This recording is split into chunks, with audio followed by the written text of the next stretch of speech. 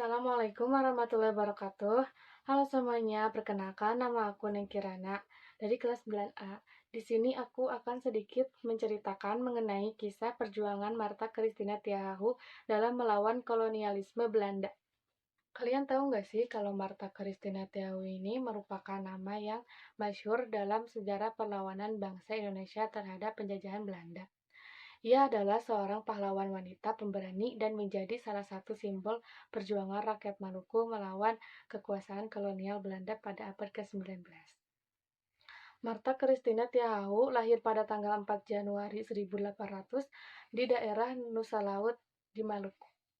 Ayahnya, Kapitan Paulus Tiahahu, adalah seorang panglima perang yang juga ikut turut dalam Perang Patimura melawan Belanda pada tahun 1817.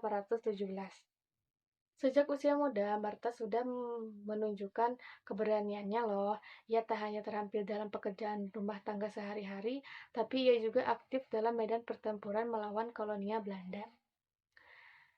Ia terlibat langsung dalam pertempuran dan tak gentar meski amunisinya habis.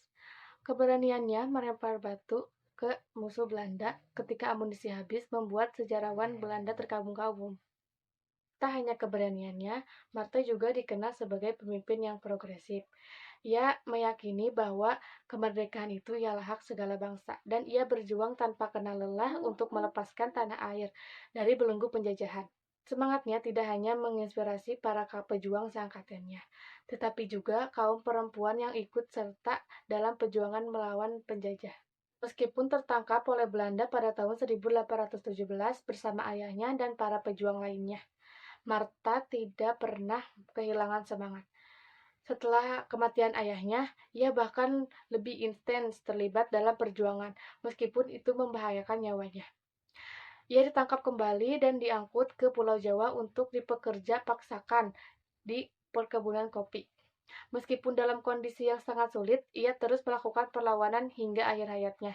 Martha Christina Tiahahu ini meninggal pada tanggal 2 Januari 1818 di tengah perjalanan kapal menuju Pulau Jawa. Namun, semangat dan perjuangannya tetap dikenang loh hingga saat ini.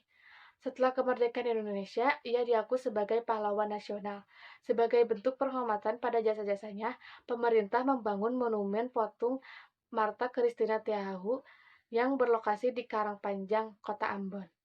Tidak hanya itu, wajah Christina Tiahahu juga diabadikan pada lembar uang Rp500 emisi tahun 1985. Selain itu, pada tanggal 2 Januari juga diperingati sebagai Hari Martha Christina Tiahahu. Hanya itu yang bisa saya sampaikan mengenai kisah perjuangan Martha Christina Tiahahu dalam melawan kolonialisme Belanda. Wassalamualaikum warahmatullahi wabarakatuh.